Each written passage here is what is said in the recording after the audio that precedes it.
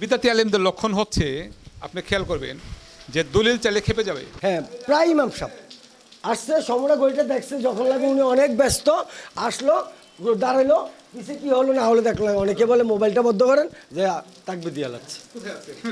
এটা কোথায় পাইলো এটা আমিও জানি না। আমরা জিজ্ঞেস করলে বলে আপনি কে, কতটুকু এলেম আছে আপনার ভিতরে।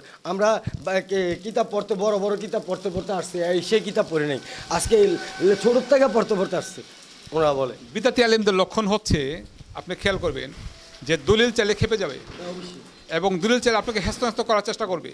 আপনি বাংলা, আপনাকে আরবি জানেন নাকি? আপনি মাদ্রাসা পড়ছেন নাকি? কোন ক্লাস পর্যন্ত পড়ছেন?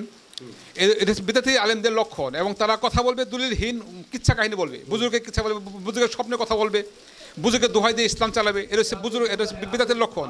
আর সহি আলেমের লক্ষণ কি? সহি আলেমের কাছে দলিল চাইলে সে খুশি হবে এবং আপনার পরবর্তী দলিল চাওয়ার জন্য উৎসাহ দিবে।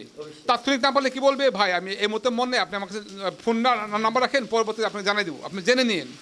কোনোদিন আপনাকে ছোটো করবে না, আপনাকে কাউন্টার প্রশ্ন করবে না, দলিল চাইলে। এবং সে তাহলে বলো আসো আমরা বসি, দুজনে বসে পরামর্শ করে দেখাই আমি কত নাম্বার পৃষ্ঠা কত নাম্বার আয়াত আছে, ঠিক আছে? এইটা হলো মূলত সহিহ হাদিস।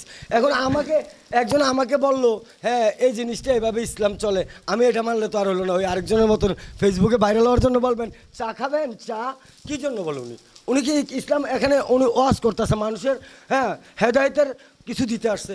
ওই কেউ বলে চা খাবেন, চা হ্যাঁ ঢেলে দেবো, এগুলো কোনো ইসলাম হলো? আপনি বলেন, এটা হলো না।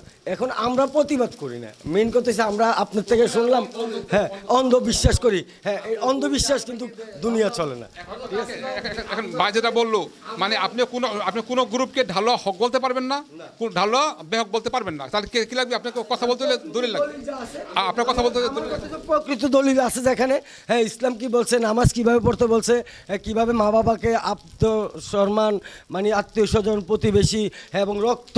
মূলত হয়েছে আপনি একটা জিনিস দেখেন, ইসলাম আমরা সবাই করি। আজকে আমার একটা ভাই, হ্যাঁ অনেক গরিব, হ্যাঁ রক্তের টান, যে নবী করিম সাল্লাল্লাহু আলাইহি সাল্লাম বলছে রক্তকে কখনো অস্বীকার করা যাবে না।